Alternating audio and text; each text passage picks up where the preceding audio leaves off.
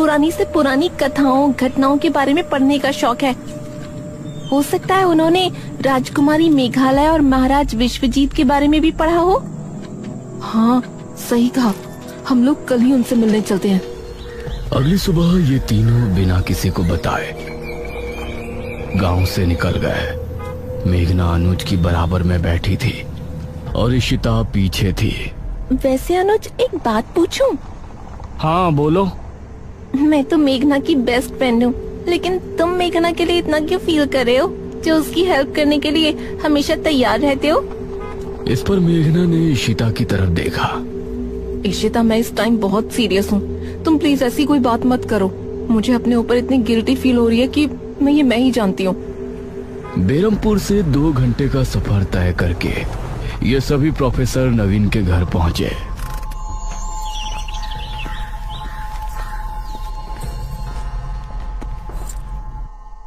Hello professor नवीन। Hello Ishita, कैसे हो? ठीक हूँ प्रोफेसर, ये मेरी फ्रेंड है मेघना और ये अनुज। कहो, कोई परेशानी? प्रोफेसर, हमें आपकी थोड़ी मदद चाहिए थी। सन 1600 में मध्य प्रदेश में राजा विश्वजीत का शासन था, जिनकी एक राजकुमारी भी थी, मेघालय। क्या आपने उनके बारे में कुछ पढ़ा है? विश्वजीत और राजकुमारी मेघालय? प्रोफेसर कुछ देर तक सोचे और फिर बोले, नहीं, इनके बारे में तो मैंने कभी नहीं पढ़ा। ओह नो, अब क्या करें? वैसे तुमको इनके बारे में क्या जानना है? कौन थे ये दोनों? प्रोफेसर, बेरमपुर गांव में महाराज विश्वजीत और उनकी राजकुमारी मेघालय का शासन था। उन्होंने अपने राज्य के लोगों की जान बचाने के लिए अपने राज्य को ही छोड़ दिया था, और उसके बाद उन दोनों का क्या हुआ ये किसी को पता नहीं चला। हाँ, और हमें यही जानना है कि अपने राज्य से निकलने के बाद उन दोनों का क्या हुआ। ओह, राजा विश्वजीत, याद आया, मैंने इनके बारे में रहस्यमयी घटनाओं की किताब पढ़ा है। रहस्यमयी घटना? हाँ, रुको, मैं उसे लेकर आता हूँ। प्रोफेसर ने एक किताब निकाली और कुछ पन्ने पलटने के बाद उन्होंने इशिता के सामने किताब रख दी।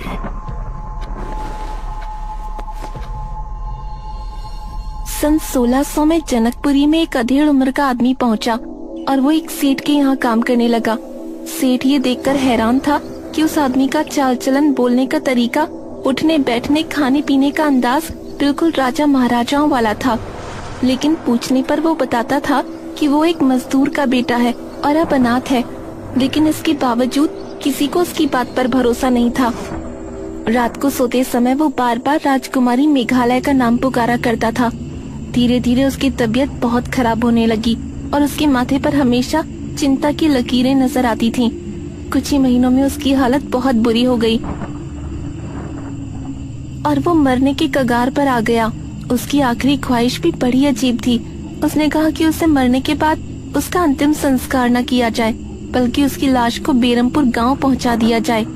लेकिन उस समय जनकपुर और बेरमपुर के बीच कहासुनी चल रही थी, इसलिए उस सेठ ने उसकी लाश को ताबूत में बंद किया और उसे जनकपुरी के जंगल की गुफा में रखवा दिया। ये सुनकर मेघना की आंखों में हल्के से अश्क नजर आए। मतलब उन्होंने मरते मरते भी अपनी प्रजा की सोची? मतलब? आपका बहुत बहुत शुक्रिया प्रोफेसर, आपकी वजह से हमारी बहुत हेल्प हुई है। You are welcome. ये तीनों प्रोफेसर से विदा लेकर वहाँ से निकले। अब हमें जनकपुरी जाना है और उस गुफा के अंदर उस ताबूत को खोज निकालना है। लेकिन इतने सालों बाद उनकी लाश हमें मिलेगी भी कि नहीं? वो तो वहाँ जाकर ही पता चलेगा। ये तीनों अब वापस से बेरमपुर पहुँचे। अनुज, इशिता, मेघना। हाँ पिताजी। तुम तीनों कहाँ से आ रहे हो? वो पिताजी, ये सब देखने जानने के बाद हम तीनों को काफी डर लग रहा था, तो हमने सोचा थोड़ा घूम कर आते हैं। ठीक है, लेकिन अभी भी निशिर मोलो से हम आजाद नहीं हैं। रात में कोई कहीं नहीं जाएगा, ठीक है? जी पिताजी। ये तीनों घर के अंदर पहुँचे और अनुज इनके साथ कमरे में गया। हम लोग शाम को 5 बजे यहाँ से निकलेंगे, ठीक है? लेकिन किसी ने देख लिया तो? कोई नहीं देखेगा। हम वहाँ जाएंगे, महाराज विश्वजीत की लाश ढूंढेंगे और उसे लाकर खंडहर में रख देंगे। बाकी का प्लान बाद में करेंगे। ये क्या बातें कर रहे हो तुम तीनों? मुखिया की आवाज सुनकर ये तीनों चौंक पड़े। उस समय मुखिया के साथ तांत्रिक महाराज और ठकुराइन ने भी इनकी बातें सुन ली थी। अब पिताजी वो क्या अनुज बेटा, जो भी बात है ठीक से बताओ। महाराज विश्वजीत के बारे में तुम क्या बोल रहे थे? निशिर मोलो इसीलिए गांव में घूम रहे हैं क्योंकि उनको महाराज विश्वजीत की लाश चाहिए। उनकी लाश जनकपुरी के जंगल की गुफा में रखी है। लेकिन तुमको ये सब कैसे पता? और जैसा कि राजकुमारी मेघालय ने तय किया था कि निशिर मोलो जब ही जाएंगे जब राजकुमारी के कदम बेरमपुर की जमीन पर पड़ेंगे, तो ऐसा कैसे हुआ? इस पर मेघना ने एक कदम आगे बढ़ाया। क्योंकि राजकुमारी यहाँ आ चुकी है। कौन? मैं मेघना। पिछले जन्म में राजकुमारी मेघालय मैं ही थी। यह सुनकर सभी की हैरानी का कोई ठिकाना नहीं रहा। मुखिया का मुंह खुला का खुला रह गया। ये तुम क्या कह रही हो? हाँ, जब से हम यहाँ आए हैं तभी से वो वापस आए हैं। और वो चाबी जिस तक पहुँचने में हमने आप लोगों की मदद की थी, उसके बारे में भी हमें हमारे सपने में पता चला था, जिसमें हमने हमारे पिछले जन्म के बारे में बहुत कुछ देखा था। जो भी हमने सपने में देखा वो सभी राजमहल में मौजूद है। मेघना की बातें सुनकर इन सभी को अब यकीन हो गया था कि वही राजकुमारी मेघालय है। तो मेघना बेटा, जनकपुरी में हम भी तुम्हारे साथ चलते हैं। उस ताबूत को ढूंढने में हम सभी को मेहनत करनी होगी। यह सुनकर अब इन तीनों की हिम्मत बंध गई थी। अब मुखिया ने भी अपनी गाड़ी निकाली और ये सभी जनकपुर के जंगल की तरफ चल दिए।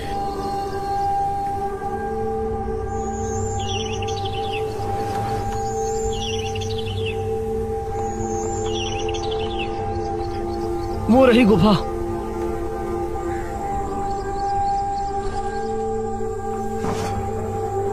उन्होंने टॉर्च निकाली और फिर गुफा के अंदर रवाना हो गए।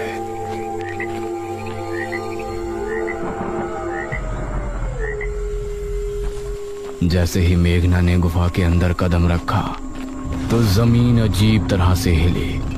अरे ये क्या? और काफी देर बाद जमीन का हिलना बंद हुआ। लगता है सालों से यहाँ कोई नहीं आया। ये कैसी आवाज है? गुफा में अजीब सी आवाज गूंजी, जैसे कई सारे कीड़े एक साथ रेंग रहे हैं। तभी इनको सामने से काले मकड़ों की फौज आती हुई नजर आई। अरे बचो! ये सभी इधर उधर भागे और छोटे छोटे टीलों पर चढ़ गए। वो सभी मकोड़े तेज शोर के साथ गुफा के बाहर निकल गए। हमें बहुत संभल के चलना होगा। ये फिर से एक साथ सामने की तरफ रवाना हुए। गुफा के अंदर कई जानवरों की लाशें और कंकाल नजर आ रहे थे, जो एक बहुत ही डरावना माहौल बनाने में कामयाब हो रहे थे। कुछ देर बाद इन सभी को सामने घना अंधेरा नजर आया। वहाँ तो बहुत अंधेरा है। लगता है गुफा खत्म होने वाली है। ये सभी धीमी रफ्तार से आगे बढ़ते रहे। उसी समय गुफा में एक कोने में एक ताबूत रखा हुआ था। अचानक से उससे धम धम की आवाज आने लगी। ऐसा लग रहा था जैसे कोई उसे अंदर से पीट रहा हो। इधर ये सभी अब काफी आगे आ चुके थे। ये गुफा तो खत्म होने का नाम ही नहीं ले रही और अंधेरा बढ़ता जा रहा है। मुझे तो अब डर लगने लगा है। तकरीबन 10 मिनट तक और चलने के बाद इनको सामने एक ताबूत नजर आया। ग्रेट, ये रहा ताबूत। इसे खोलकर देखें। नहीं, इसे यहाँ खोलना ठीक नहीं होगा। इसे पहले गांव ले चलते हैं, उसके बाद ही खोलेंगे। इन्होंने ताबूत को बाहर निकाला। उसके बाद ये सभी ताबूत समेत गांव में लौट आए। उस समय चौक पर ठकुराइन के साथ सभी गांव के लोग जमा थे। अरे तांत्रिक महाराज, ये ताबूत कैसा है? बस ये समझ लीजिए कि आज हमारी परेशानी दूर हो सकती है। इस ताबूत को उतारो। गांव के लोगों ने ताबूत को उतारा और नीचे रखा। उसके बाद मेघना आगे बढ़ी और उसने ताबूत के ढक्कन पर हाथ रखा। सभी गांव के लोग ये देख हैरान थे कि शहर से आई ये लड़की ही इस ताबूत को क्यों खोल रही है। मेघना ने एक लंबी सांस भरी और फिर झट से उसे खोल दिया। ताबूत के खुलते ही सभी लोग हैरान रह गए। उसके अंदर अभी भी महाराज का कंकाल था, जिसके गले में कीमती मालाएं और शाही लॉकेट डला हुआ था। उसे देखते हुए मेघना की आंख में हल्के से आंसू छलक आए। पिताश्री, अरे ये क्या कर रही है? अंधेरा होने वाला है। आज आप सभी अपने घरों से बिल्कुल बाहर नहीं निकलेंगे। कोई खिड़की, कोई दरवाजा खुला ना रहे। सब कुछ बंद रखकर यही प्रार्थना करेंगे कि आज रात हम सभी को निशिर मोलो से हमेशा के लिए छुटकारा मिल जाए। सभी ने तांत्रिक महाराज की बातों को स्वीकार किया और एक एक करके सभी अपने घरों में चले गए। सभी खिड़की और दरवाजे बंद हो गए। चौक पर इस समय सिर्फ ये 6 लोग खड़े थे। अनुज मेघना को बड़ी गौर से देख रहा था। तांत्रिक महाराज, लेकिन निशिर मोलो पिताजी के शव को लेकर कहाँ जाएंगे? ये तो हमें भी नहीं पता पुत्री। अगर तुमको ये करने में दुख हो रहा है तो तुम यहाँ से जा सकती हो। हम लोग जिस तरह से 400 साल पहले जी रहे थे, फिर से वैसे ही जी लेंगे। नहीं, हमने उस जन्म में भी अपनी प्रजा की सोची थी। इस जन्म में भी हम आप सभी को निशिर मोलो से आजाद करवा कर ही दम लेंगे। उस समय सभी को मेघना में राजकुमारी मेघालय की झलक नजर आ रही थी। धीरे धीरे रात के 9 बज गए और गांव में निशिर मोलो की आवाज गूंजने लगी।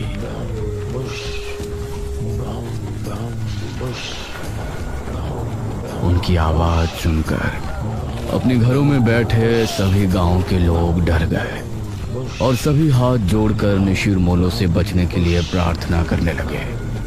वो अपने भारी कदमों के साथ आगे बढ़ रहे थे और तलाश में थे कि उन्हें कोई नजर आए और वो कब उसे उठाकर साथ ले जाए। मेघना कुएं के पास खड़ी थी। अब मुखिया और बाकी सभी कोठी के अंदर बैठे मेघना को देख रहे थे। तांत्रिक महाराज, निशिर मोलो मेघना को साथ तो नहीं ले जाएंगे ना?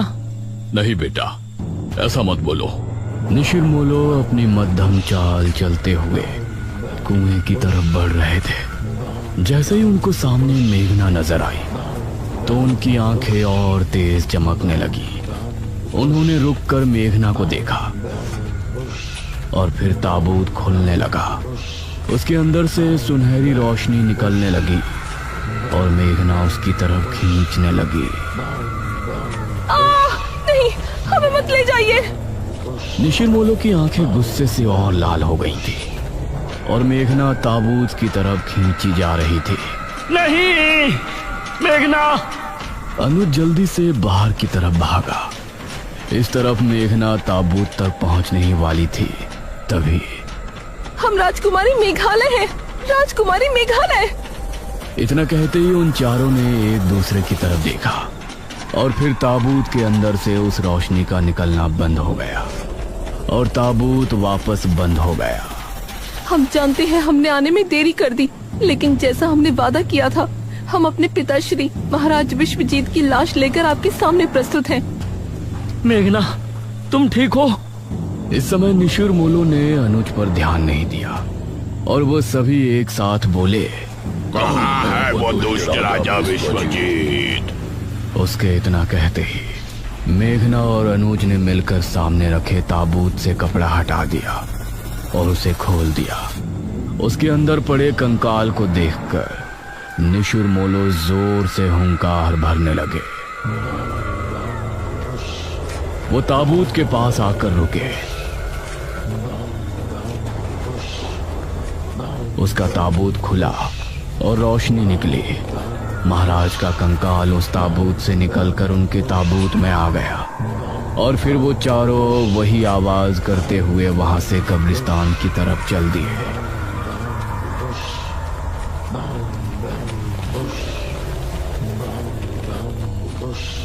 उनके जाते ही बाकी सभी लोग भी कोठी से बाहर आ गए। मेघना तो ठीक है? हाँ। बेटी, हम तुम्हारा धन्यवाद किस मुंह से करें? कुछ भी समझ में नहीं आ रहा। मुझे खुशी है कि जो परेशानी मेरे कदम रखने की वजह से गांव में आई थी, मैंने उसको आप सभी की मदद से दूर कर दिया है। उसके बाद मेघना ने अनुज की तरफ देखा और मुस्कुरा दी। अनुज ने भी मेघना को स्माइल पास की।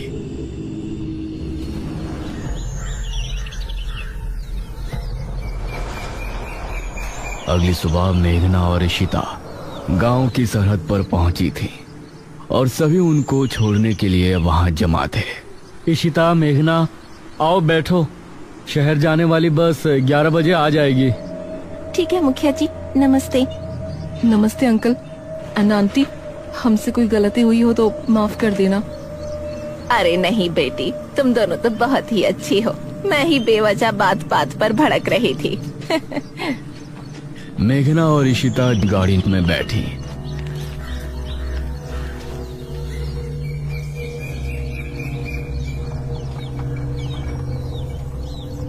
अनुज, निशिरमोलो जब हमें ले जा रहे थे तो तुम बिना कुछ सोचे क्यों बाहर भाग आए? वो तुमको साथ ले जाते तो? अरे तुमको मुसीबत में देखकर मैं अंदर कैसे बैठा रह सकता था। हाँ, इसकी तो अंदर ही अंदर कुल्फी जम रही थी। तांत्रिक महाराज, निशिरमोलो मेघना को साथ तो नहीं ले जाएंगे ना? बस बस, इतना भी मत हंसो। अनुज ने मेघना और इशिता को बस में बैठाया और जब तक बस आगे नहीं बढ़ी वो वहीं खड़ा उन्हें देखता रहा। मेघना भी खिड़की से तब तक उसे देखती रही जब तक वो बस स्टॉप से आगे नहीं निकल आए। काश ये गांव में जल्दी वापस आए। वैसे राजकुमारी मेघालय, आपने मृत्युंजय अमृत का सैंपल इसीलिए लिया है ना कि गांव में वापस जल्दी आ सको? इस पर मेघना मुस्कुराई। अवश्य आएंगे सखी।